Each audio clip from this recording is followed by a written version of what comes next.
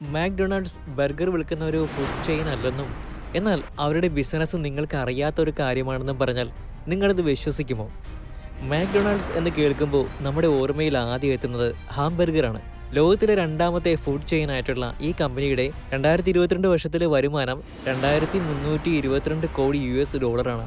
വെറും ബർഗർ മാത്രം വിറ്റത് കൊണ്ടാണോ മാക്ഡൊണാൾഡ്സ് ഇത്രയധികം പണം സമ്പാദിച്ചതെന്ന് നിങ്ങൾക്ക് ഇപ്പോൾ തോന്നുന്നുണ്ടാകും. എന്നാൽ അത് അങ്ങനെയല്ല. പുറമേ കാണുമ്പോൾ മാക്ഡൊണാൾഡ്സ് ബർഗേഴ്സ് ബിസിനസ് ചെയ്യുന്ന കമ്പനിയായിട്ട് നമുക്ക് തോന്നും. എന്നാൽ അവരുടെ മെയിൻ ബിസിനസ് ബർഗർ ബിസിനസ് അല്ല.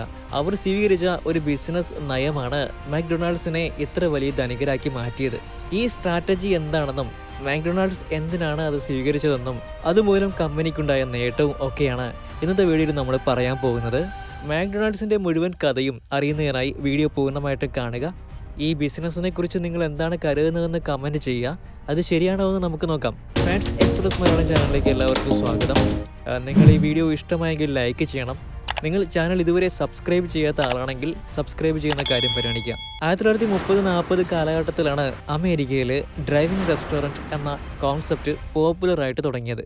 കാറിൽ യാത്ര ചെയ്തു വന്ന് കാറിൽ ഇരുന്നു കൊണ്ട് തന്നെ ഫുഡ് ഓർഡർ ചെയ്ത് കഴിച്ചുകൊണ്ട് ആൾക്കാർ പോകുമായിരുന്നു. ഈ അവസരത്തിലാണ് റിച്ചാർഡ് മാക്ഡൊണാൾഡ്, മോറിസ് മാക്ഡൊണാൾഡ് എന്നീ രണ്ടുപേർ അവിടെ ഒരു റെസ്റ്റോറൻറ്റ് ആരംഭിച്ചത്. ബാർ ബി ഒ ഹാംബർഗേഴ്സ് എന്നായിരുന്നു ഈ റെസ്റ്റോറൻറ്റിന്റെ പേര്. അവരുടെ പിതാവ് കാലിഫോർണിയയിലെ വൺട്രോവിയയിൽ ദി എയർഡ്രോം എന്ന പേരിലൊരു ഫുഡ് സ്റ്റാൻഡ് നടത്തിയിരുന്നു. അവിടെ അദ്ദേഹം വില കുറഞ്ഞ ഹാംബർഗറുകളും ഓറഞ്ച് ജ്യൂസും ആയിരുന്നു വിൽപ്പന നടത്തിയിരുന്നത്. ഈ സാഹചര്യത്തിലാണ് 1940-ൽ മാക്ഡൊണാൾഡ്സ് സഹോദരന്മാർ റെസ്റ്റോറൻറ്റ് കാലിഫോർണിയയിലെ സാൻ ബെർണാർഡിനോയിലേക്ക് മാറ്റിയത്. അവിടെ അവർ കൂടുതലും ബാർബക്യൂ ആണ് വിറ്റിരുന്നത്. എന്നാൽ അവർ പ്രതീക്ഷിച്ചതുപോലെ ഇതത്ര വിജയകരമായിട്ട് മുന്നോട്ട് പോയില്ല. എന്താണ് ബിസിനസ് പരാജയപ്പെട്ടു പോകുന്നതെന്നും ഇതിനേക്കാൾ മികച്ച ഒന്ന് ആരംഭിക്കണമെന്നും അവർ ചിന്തിച്ചു.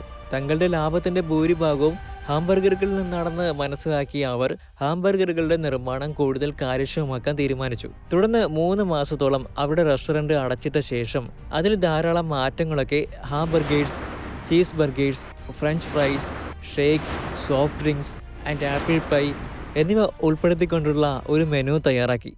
1948 ഡിസംബർ 12-ന് വീണ്ടും റെസ്റ്റോറൻറ്റ് ഓപ്പൺ ചെയ്തു. ആ സമയത്ത് ഫുഡ് ഓർഡർ ചെയ്ത് കഴിഞ്ഞാൽ അത് കിട്ടുന്നതിനായിട്ട് കുറച്ച് കാലതാമസം എടുത്തിരുന്നു. ഈ സമയത്താണ് അവർ അസംബ്ലി സിസ്റ്റത്തിൻ്റെ സഹായത്തോടെ ബർഗർ ഓർഡർ ചെയ്യുന്നവർക്ക് 112 സെക്കൻഡിനുള്ളിൽ അത് റെഡിയാക്കി കിട്ടുന്ന തരത്തിലുള്ള ഫാസ്റ്റ് ഫുഡ് സർവീസ് കൊണ്ടുവന്നത്. മാക്ഡൊണാൾഡ്സ് എന്ന റെസ്റ്റോറൻറ്റിൻ്റെ പേര് മാറ്റുകയും ചെയ്തു. ഏകദേശം 20 മിനിറ്റ് വരെ ഒരു ബർഗർ കഴിക്കാനായി കാത്തുകെട്ടി നിന്നിരുന്നവർക്ക് വളരെ പെട്ടെന്ന് തന്നെ ബർഗർ കെട്ടി തുടങ്ങിയതോടുകൂടി അവർ ഇവിടേക്ക് ഇടിച്ചു കയറാൻ തുടങ്ങി. അങ്ങനെ അവരുടെ ബിസിനസ് വളരെ പെട്ടെന്ന് തന്നെ സക്സസ് ആയി. റൈ ക്രോക്ക് എന്ന ഒരു സെയിൽസ്മാനിൽ നിന്നുമാണ് ഇവർ മിൽക്ക് ഷേക്കുകൾക്കുള്ള ബിസിനസ്സിന് ആവശ്യമായിട്ടുള്ള മെഷീനുകൾ വാങ്ങിയത്. ഒരു ചെറിയ കടയിൽ ഇത്രയധികം മിൽക്ക് ഷേക്കുകൾ വിൽക്കുന്നത് എങ്ങനെയാണെന്ന് കാണാൻ റൈ ക്രോക്കിന് ആഗ്രഹമുണ്ടായിരുന്നു. തുടർന്ന് അദ്ദേഹം അവരുടെ റെസ്റ്റോറൻറ്റ് സന്ദർശിച്ചു. എന്നാൽ അവിടെ എത്തി അദ്ദേഹത്തിനെ അത്ഭുതപ്പെടുത്തുന്ന കാഴ്ചയാണ് കണ്ടത്. കാരണം ഒരു റെസ്റ്റോറൻറ്റിൽ ഇത്രയധികം ആൾക്കാരെ അദ്ദേഹം ഇതിനു മുമ്പ് കണ്ടിട്ടുണ്ടായിരുന്നില്ല. ഇവിടുത്തെ ആൾത്തിരക്ക് കണ്ട റൈ ക്രോക്കിന് ഒരു ഐഡിയ തോന്നി. അമേരിക്കയിൽ എല്ലായിടത്തും ഇതിൻ്റെ ഫ്രാഞ്ചൈസി എടുത്ത് ചെയ്യുകയാണെങ്കിൽ ഇത് വലിയൊരു അളവിൽ സക്സസ് ആകുമെന്നും റൈ ക്രോക്കിന് മനസ്സിലായി. തുടർന്ന് അദ്ദേഹം മാക്ഡൊണാൾഡ് സഹോദരന്മാരോട് ഈ കാര്യം സംസാരിച്ചു. തുടർച്ചയായ സംസാരങ്ങൾക്ക് ശേഷം അവർ അതിന് സമ്മതിക്കുകയും ചെയ്തു. റീസെയിൽ ബിസിനസ്സിനെ കുറിച്ച് കാര്യങ്ങൾ നന്നായി പഠിച്ചിട്ടുള്ള ഒരു വ്യക്തിയായിരുന്നു റൈ ക്രോക്ക്. മാത്രമല്ല മാർക്കറ്റിംഗ് സ്ട്രാറ്റജിയെക്കുറിച്ച് അദ്ദേഹത്തിന് നല്ല ഐഡിയയും ഉണ്ടായിരുന്നു. തുടർന്ന് അദ്ദേഹം മാക്ഡൊണാൾഡിൻ്റെ ഫ്രാഞ്ചൈസി എടുത്ത് 1955-ൽ തൻ്റെ ആദ്യത്തെ ഫ്രാഞ്ചൈസി റെസ്റ്റോറൻറ്റ് ആരംഭിച്ചു. അടുത്ത 5 വർഷത്തിനുള്ളിൽ അമേരിക്കയിലുടനീളം 228 ഫ്രാഞ്ചൈസി റെസ്റ്റോറൻറ്റുകൾ അദ്ദേഹം സ്ഥാപിച്ചു. മാക്ഡൊണാൾഡ്സിനെ അമേരിക്കൻ കുടുംബത്തിലെ ഏറ്റവും മികച്ച ഭക്ഷണ സ്ഥലമാക്കി മാറ്റാൻ അദ്ദേഹം ആഗ്രഹിച്ചിരുന്നു. 1958 ആയപ്പോഴേക്കും മാക്ഡൊണാൾഡ്സ് കോർപ്പറേഷന് സ്വന്തമായിട്ട് 34 റെസ്റ്റോറൻറ്റുകൾ ഉണ്ടായിരുന്നു. 1962-ൽ മാക്ഡൊണാൾഡ്സിന് ഇന്നത്തെ പ്രസിദ്ധമായിട്ടുള്ള ഗോൾഡൻ ആർക്കീസ് ലോഗോ ലഭിച്ചു. കസ്റ്റമേഴ്സിന്റെ ആവശ്യങ്ങളോട് വളരെ പെട്ടെന്ന് തന്നെ പ്രതികരിക്കുന്നതിൽ മാക്ഡൊണാൾഡ്സ് ശ്രദ്ധ പുലർത്തിയിരുന്നു. അവർ പുതിയ തരം ഹാംബർഗറുകൾ നിരന്തരം പരീക്ഷിച്ചുകൊണ്ടിരുന്നു. അതിൽ ചിലത് പരാജയപ്പെടുകയും ചിലത് വിജയിക്കുകയും ചെയ്തു. 10 വർഷത്തിനുള്ളിൽ റായ് ക്രോഗ് 700 ഔട്ട്ലെറ്റുകൾ തുറന്നു. 1965-ൽ അദ്ദേഹം തൻ്റെ ആദ്യത്തെ റെസ്റ്റോറൻറ്റ് വിദേശത്ത് ആരംഭിച്ചു. കാനഡയിലാണ് അദ്ദേഹം ഇത് ആരംഭിച്ചത്. അതേസമയം ഇത്രയേറെ ഫ്രാഞ്ചൈസി റെസ്റ്റോറൻറ്റുകൾ ആരംഭിച്ചിട്ടും റായ് ക്രോഗിന്റെ കയ്യിൽ ആവശ്യത്തിനുള്ള പ്രോഫിറ്റ് ഇല്ലായിരുന്നു. മാക്ഡൊണാൾഡ് സഹോദരന്മാരുമായുള്ള കരാറിലൂടെ റായ് ക്രോഗ് ഫ്രാഞ്ചൈസികളുടെ വരുമാനത്തിന്റെ 1.9% എന്ന തുച്ഛമായ വരുമാനം നേടുകയും അതിന്റെ 25% മാക്ഡൊണാൾഡ് സഹോദരന്മാർക്ക് നൽകുകയുമാണ് ചെയ്തത്. താൻ ആദ്യം പ്രതീക്ഷിച്ചത്രയും ലൊക്കേഷനുകളിൽ ഫ്രാഞ്ചൈസ് ചെയ്യാൻ തനിക്ക് കഴിയില്ലെന്ന് റായ് ക്രോഗിന് മനസ്സിലായി. അദ്ദേഹത്തിന്റെ കുറഞ്ഞ സാമ്പത്തിക സ്ഥിതി കാരണം പ്രോപ്പർട്ടി വാങ്ങുന്നതിനും കെട്ടിടം നിർമ്മിക്കുന്നതിനുമുള്ള മതിയായ മൂലധനം ഉണ്ടാക്കാൻ കഴിയാത്തതിനാൽ റായ് ക്രോഗ് വിഷമഘട്ടത്തിലായിരുന്നു.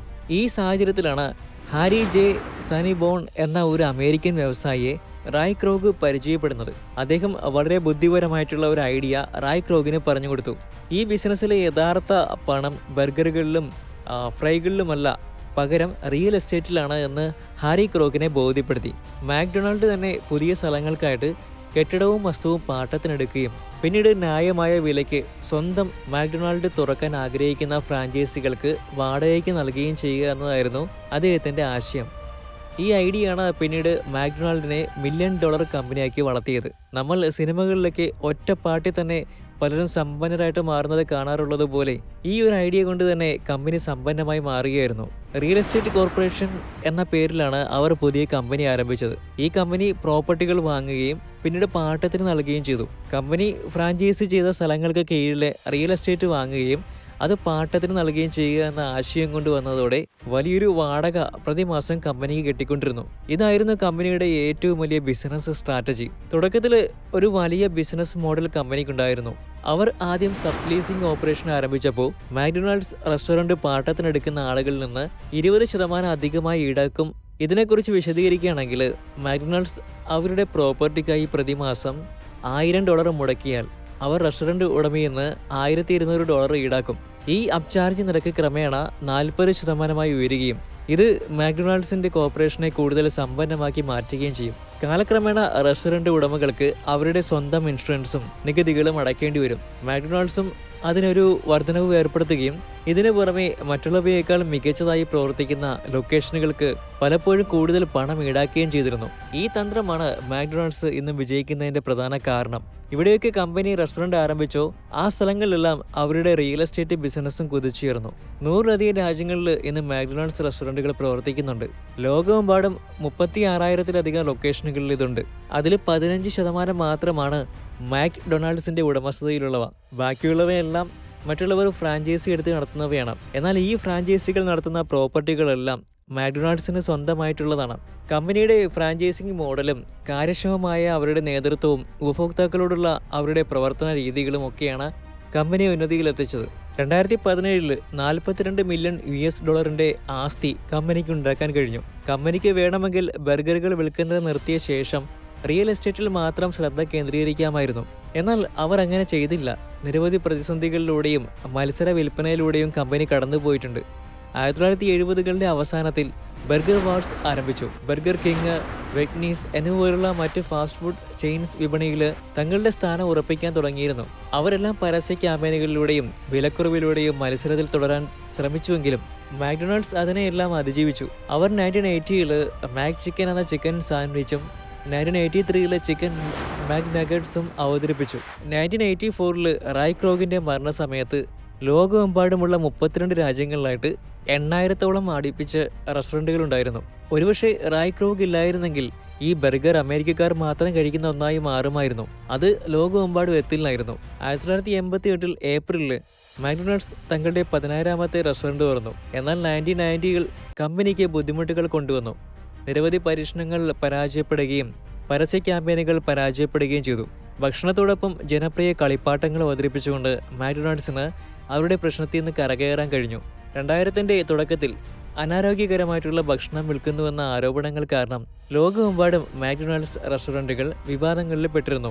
ഇതുമൂലം മാക്ഡൊണാൾഡ്സ് അവരുടെ ഇമേജ് മെച്ചപ്പെടുത്തുന്നതിൽ ശ്രദ്ധ കേന്ദ്രീകരിക്കുകയും കൂടുതൽ ആരോഗ്യകരമായിട്ടുള്ള ഭക്ഷണം വിൽക്കാൻ തുടങ്ങുകയും ചെയ്തു.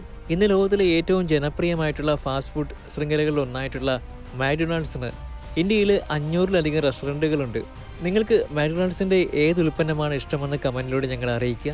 ഈ വീഡിയോ ഇഷ്ടമായെങ്കിൽ ലൈക്ക് ചെയ്യണം, ഷെയർ ചെയ്യണം. കൂടാതെ ചാനൽ സബ്സ്ക്രൈബ് ചെയ്ത ശേഷം ബെല്ലൈക്കൺ അമർത്തി ഓൺ എന്ന ഓപ്ഷൻ സെലക്ട് ചെയ്യുകയും വേണം. അടുത്ത വീഡിയോയിൽ കണ്ടുമുട്ടുന്നവരെ ഗുഡ് ബൈ, ജയ് ഹിന്ദ്.